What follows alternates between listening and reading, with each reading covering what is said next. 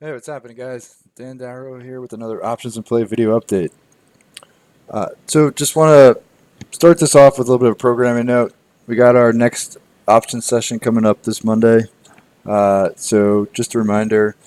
Hope you all can make that 4:30 after the close on Monday. Thankfully, it's this coming Monday, not this past Monday, because I don't think I would have had a voice. So I'm feeling better. Got that coming up. Looking forward to it. So again, hope you all can make that. All right. Um, so for earnings here, it's going to be a relatively light week. There are a couple big names, but it's going to be kind of similar to this past week, where really only like four or five names of any interest. And you'll see after I go through the video, I say interest kind of lightly because there's really only maybe like one or two that are actually really tight setups. All right. Um, Monday before they open, really nothing of interest. Not a huge surprise. Monday after the close, there's actually nothing scheduled, so um, there's nothing to do there. Tuesday before the open, Cracker Barrel. May or may not be familiar with the restaurant stock. It probably hasn't been on your radar for a while because it really hasn't done anything for a while. Um, Restaurant stocks have been some of the best names in the market for most of this year, and this has really gone nowhere. So they're pricing in about 7.5. Um, some of the restaurant stocks rolled over like the past few days. Had that huge rotation earlier in the week. But overall, there's still some of the best stocks out there. Um, Cracker Barrel been choppy. It's been range bound. Hasn't really been a big mover on earnings in the past like year or so. Um, so I'd say options aren't expensive, but there really isn't any clear direction. It hasn't been a clean mover, nor a big mover.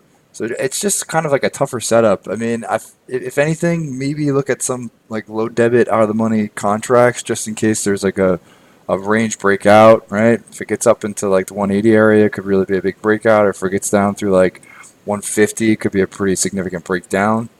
But I mean, those would definitely fall into the more speculative camp, in my opinion. Tuesday after the close. So this will be one of the biggest prints of the week. So this is Adobe. Um, Cloud King looking for about 13 and a half points. But I mean, talk about bad timing, huh? It's just been an absolutely brutal stretch for software stocks. These were leaders. The numbers have been good, but the performance has been miserable the last like 2 weeks. Adobe's off its high, but it's below bunch of moving averages here. Um, I feel like last quarter was good, and this quarter is probably going to be solid, but I guess I don't have the confidence that it's going to get rewarded, and not in this type of tape.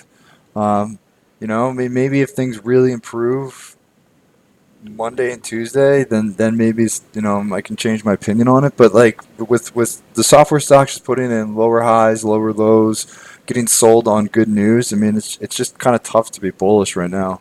Um, that being said, if they do end up having a weak number, or if they miss expectations, the downside could be pretty substantial because like this is I don't want to say a high flyer, but it is up a decent amount year to date. It's about 30% year to date, and I mean there could be some downside, especially if it clicks out this 200 days. So you could possibly look at it as like a bearish play, but I feel like that's like a lower conviction setup for me.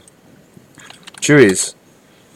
So this is one of the most interesting setups of the week, if not the most interesting setup. The price in about 375 ish in that ballpark. It's been really range bound since the middle of June. Just real clean resistance at 35, support at 30. So you know me, like I like when these stocks are range bound. They have key levels in play on both sides. This is a new IPO, so the range, like the overall, it's been range bound for like 2 or 3 months, but I mean there hasn't been that much historical action to say like it's well defined just yet. So new IPO, short interest is ramping really quick on this. It didn't have a huge move on July earnings, right here.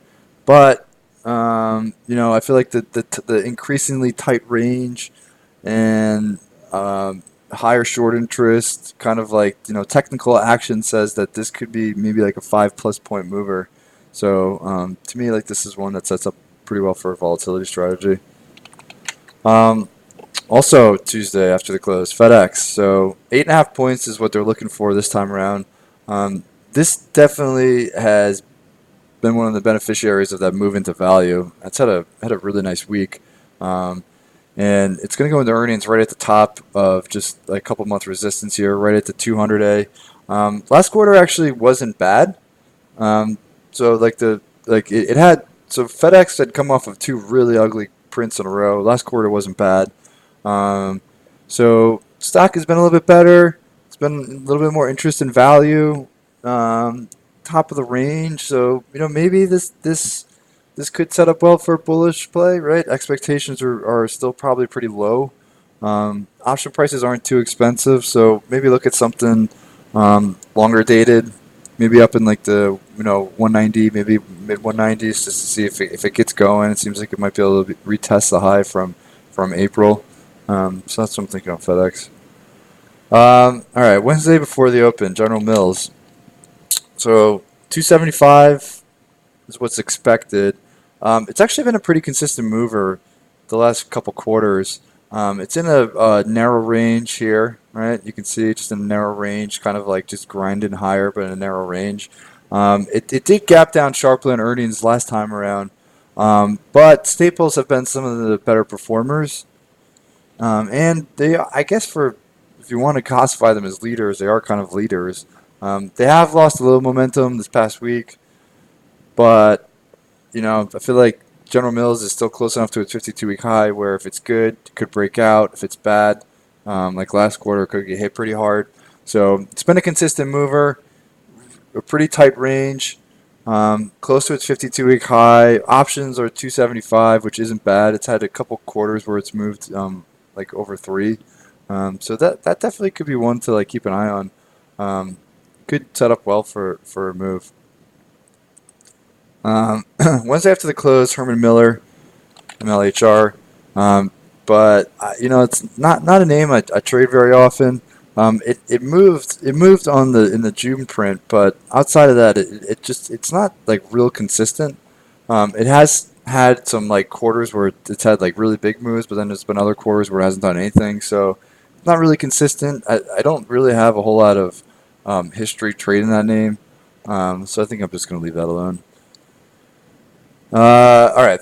Thursday before the bell is really like the last scheduled name of the week. So Darden, 6.5 is what's priced in on Darden. Now we played this one in the this past year, and it's kind of a tougher name. It's in a uptrend, but it's in like kind of like a choppy uptrend. Not really clean, not really tight. Um, it it's right at its 52-week high, and it just looks like if it can like really put together a good quarter, it could like rocket higher, like a pent up breakout. But last quarter was mixed, and the move was initially lower. Um, Honestly, sentiment's probably going to play a pretty big role in how I approach this, because it's like towards the end of next week. If like some of like these Momo names, some of the restaurant names really start to turn around a bit, maybe start to improve, then I might take a look at Darden, um, because I really think it looks better on a bullish perspective, and it seems like there could be a pretty significant pent up breakout. But you really need to gauge whether there's still a lot of that risk off selling in momentum and restaurant stocks, because that could really impact whether or not Darden gets paid or even moves in general. So it's going to be more of like in the wait and see camp for me. But because it's at the end of next week, a lot could change between now and then. All right. And that's it. After the close on Thursday, nothing really, and then Friday, there's actually nothing scheduled. So that's it. So you can see only a couple of names, well, a few names, only a couple of names that are actually like interesting setups. So from a scheduled news perspective, not a ton, but we do have the Fed meeting on Wednesday, and that could make things that could throw a pretty big curveball for the market. So that always is always worth watching. All right. Um, so listen, guys, have a fantastic weekend. Um, as always, I'd love to hear from you. So questions or comments. If you like these videos, or if you want some more information on options in play in general, please click the link in the description of the video. You can follow up, get more info on that. All right. So again, have a wonderful weekend, and I'll talk to you guys on Monday.